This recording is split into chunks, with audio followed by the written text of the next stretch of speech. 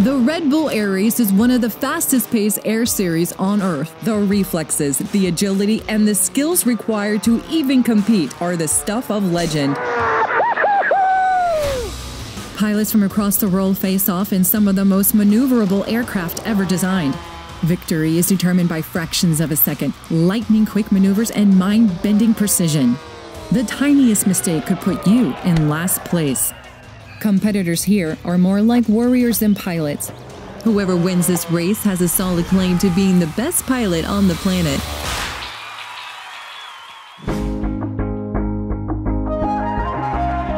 Welcome to Behind the Visor, the world's first behind-the-scenes look into the lives of the best pilots on the planet. This is home for us. This year, we'll watch as the challengers fight for a chance to become a masterclass pilot, and as the masters fight for the Red Bull Air Race World Championship. Not only will we be showing you their awe-inspiring passion, rivalries, and need for speed, we'll be showing you the personalities inside the cockpit. Watching Game of Thrones. The humans with never-before-heard stories. Thought I was going to be like an NHL hockey player. That made them the pilots they are today. On every episode, our host Juan Pablo will talk with the aviators to find out who they really are. I'll introduce you to the Master and Challenger class as we discover their stories. This season, we're bringing the pilots to you.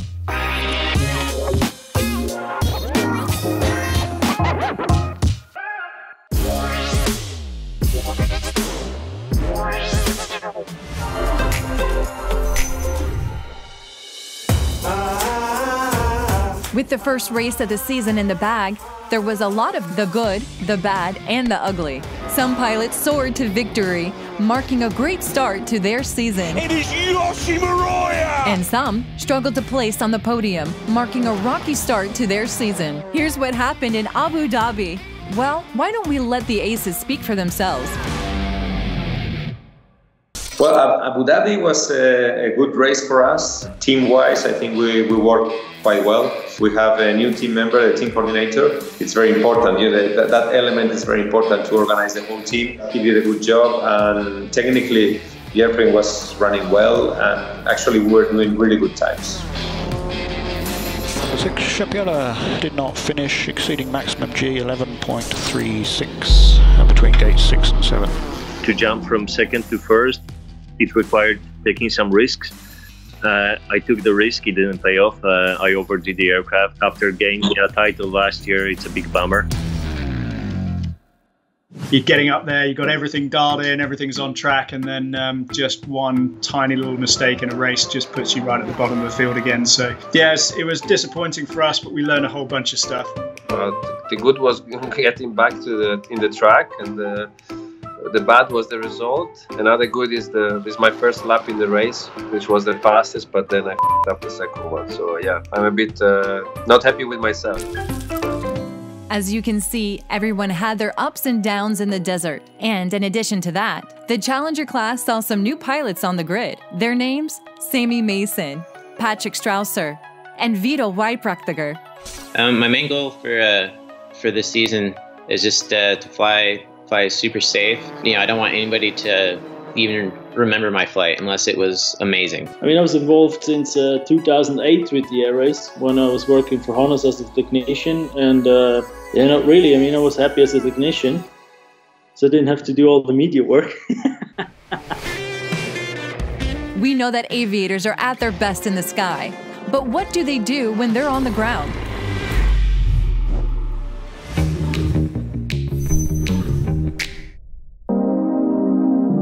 In each episode of Behind the Visor, you'll be given an exclusive pass to check out what life is really like at the hangars. Discover what the teams, crews, and pilots get up to in their downtime, as well as exclusive challenges. But let's see what the pilots are up to this time. I mean, of course, I'm a family man. I got family, I got 2 children, so I'm trying to, also keep up with them. I did 4 jumps yesterday, so I'm able to squeak that in there. I really like to skydive, and I was able to do that. I can tell you what I've been doing the last weekend. Watching Game of Thrones. I spend time in my house. I don't do anything. I sleep. I drink Red Bull.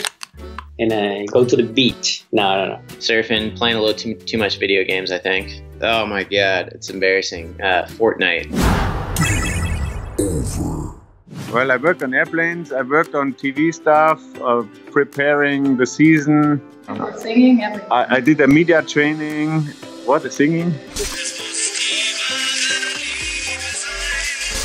I just moved my lips.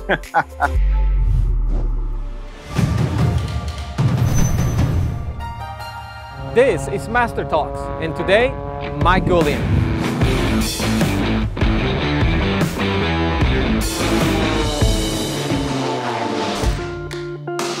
When you live in Boston, sports, hockey, all that stuff it's what we do, right? So I grew up as a kid. I was huge into hockey, played it all summer, all winter long for years and years on end. I seriously thought I was gonna be like an NHL hockey player.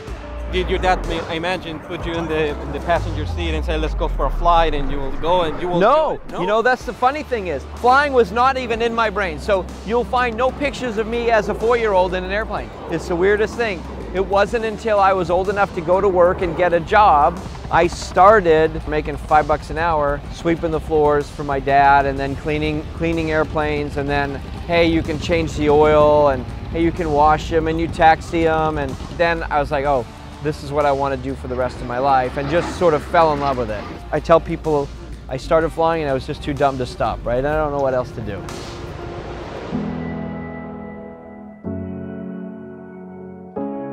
As an athlete, I was like, oh, how do I take my hand-eye coordination and my athletic ability and do it in the sky?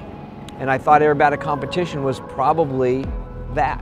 I would wash airplanes 5-6 days a week, get a paycheck, take it to the airport on the weekend, and I learned how to fly one lesson at a time.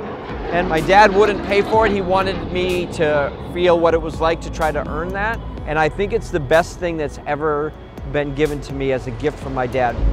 What about in the year 2000, when life changed for you? Can you tell us about it? Yeah, I mean, it's still hard for me to talk about. My dad was sick for a couple years, and without him knowing, my wife Karen and I, we went to his oncologist and said, hey, we're gonna get married. And he knew what we meant. And he said, well, you could do it in the spring, but don't do it in August. And I said, okay, and little did I know at that point that he was like telling me that my dad was gonna die, right? So it was a big deal. And Karen and I got married in May, and he died in September. So it was an interesting year. And then, you know, after he died, my dad and I always argued, like, who was running the business, right? He's like, you're in charge, right? Oh, okay, great, I'm in charge. So I would go to an aerobatic contest and come home, and on Monday morning, I come in and everything's different. And like, well, your dad said to do that. I'm like, yeah, but I'm running the show, not my dad. I walk into my dad's office, I'm like, hey, what are you doing? He's like, well, you weren't around, you were out flying airplanes while I was running the business, and blah, blah, blah, blah, blah, right? And even though when my dad got real sick, I was running the business, he was still there. But then when he died, it was a huge dose of reality, because now all of a sudden I became an adult in 1 second. I don't think I really had enough respect for how hard the business was and how great my dad was at it until he was gone.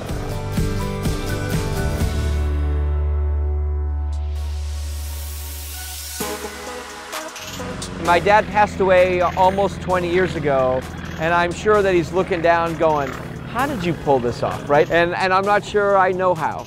My dad instilled in me, work harder than the next guy. If they're gonna work 40 hours, you work 41. If they're gonna work 100, you work 101. It's huge. And you know, now I'm struggling with, you know, I've been on the road a long time, and this is, I don't know, day number 12 or something that I've been gone. And this is one of the shorter ones, right? So my wife would like me home more. My daughter's becoming a teenager. And so you have to balance that all the time, right? And it's your love for it, and you forget. You might go a few weeks or a month or so in the wintertime without flying your airplane, and then you get back into it, and you're like, now I remember why I'm doing this.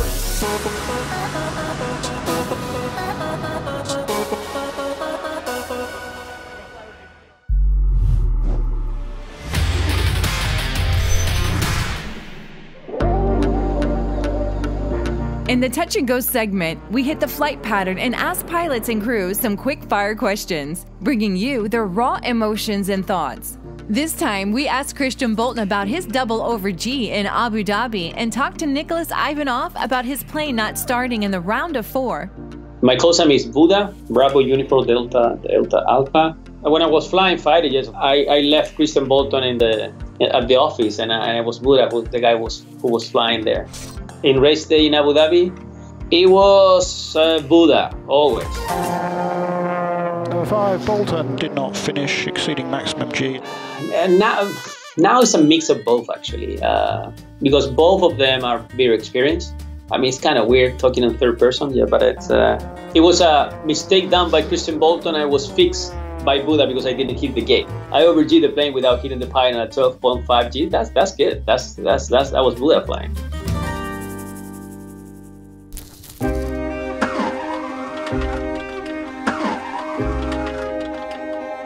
Yes, we had some problem with the plane. I cannot start due to the technical problem for the final 4.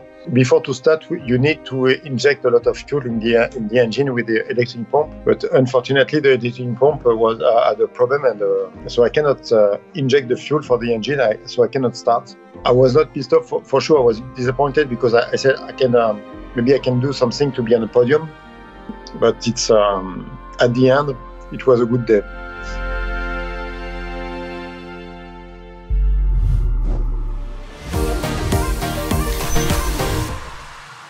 Today on Challengers Up Close, we get to know Kevin Coleman.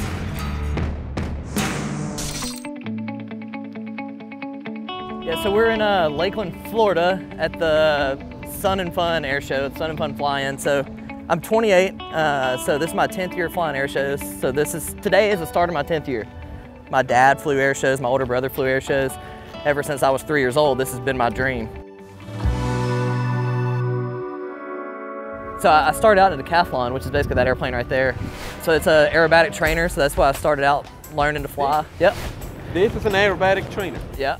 No. Yeah, oh yeah. Flying aerobatics in this, you have to learn how to be coordinated. You have to be completely coordinated or you're gonna scrub a bunch of energy off of it and then it won't do what you want it to do. So one reason why I think that I've excelled so quickly is because I learned in that. It's the discipline, and I hate losing more than I like winning. So in my opinion, there's 3 or 4 of us in the Challenger class that I think Florian is the best. I think that's undisputed. Daniel Rifa's right there, he's the best. And then I think it's kind of me and Luke Shapila right there. We're always on the podium. But I know that when I go to a race, if I want to win, I have to beat Danny and I have to beat Florian because they're gonna win. You know, and I didn't make a lot of friends my first year. I mean, I'm not really there to make friends anyways, but I won the first practice as a rookie. And so people looked at me like, okay, who's this kid? I was the first American in the Challenger class. Ended up finishing second in the race, but like I was mad that I got second on my first race. Like I wanted to win, I don't want to get second. And then I finished second at the next race, and I finished second at the next race, and then I finally won my 5th race at Ascot.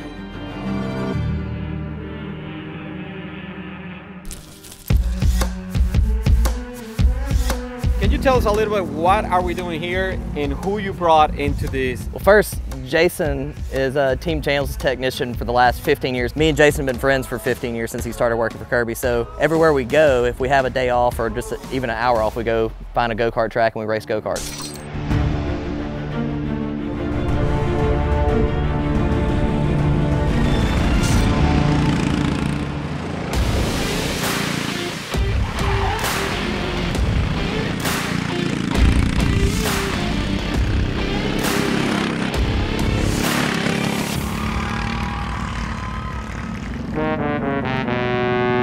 Did you actually hit the barrier? Oh yeah. Pretty good? Oh yeah, I hit it. Wasn't a little bit. He got the best of me. I couldn't keep up with him. I don't know. He spun out like the 3rd turn, like, oh man, all I gotta do is keep him behind me now. And it felt like a lap later, he's passing me.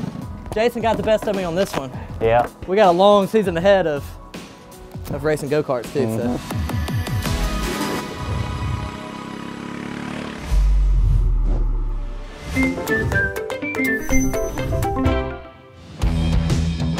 With a massive field of the world's best pilots all flying for the same titles, comes rivalries. In this segment, we'll bring you the he said, she said of the series. All the buzz, rivals, and hearsay, all in one place. Let's dive right in. Challengers, if you had to replace a masterclass pilot so you could take their spot, who would it be? I mean, I should be confident in the plane. Otherwise, I would always have the doubt, was the plane or was me, you know? So yeah, I would go for Yoshi for sure. Doesn't work with sponsorship things that I have. Maybe I should have gone for Red Bull or Hamilton. I would not kick out anyone. I would just ask them to increase one more spot. I mean, I guess maybe Kirby, because he's been there a long time. So yeah, I mean, I'd love to take over an American team, obviously. Every pilot has a strong bond with their aircraft, but if you had to swap planes for one race, whose would it be? That is an awesome question. Whose plane would I jump into? Do they have to give permission, or can I just take it? Just take it. I think Yoshi's plane's got some pretty trick stuff on it. Yoshi's plane. Yeah, Yoshi's plane's fast too. Yoshi. I would like to try the plane of Yoshi because it seems to be a really fast plane. Why is it fast? I don't know. If you can tell me, that'd be great. Because it looks so good. I think everybody think there is a lot of secret in my plane. There's some, but you know, not much.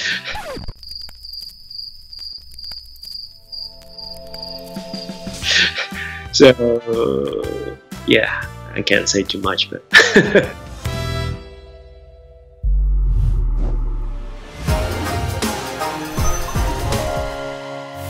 On the next episode of Behind the Visor, Matthias gets personal. Again, it's like sex. Sometimes hard, sometimes soft.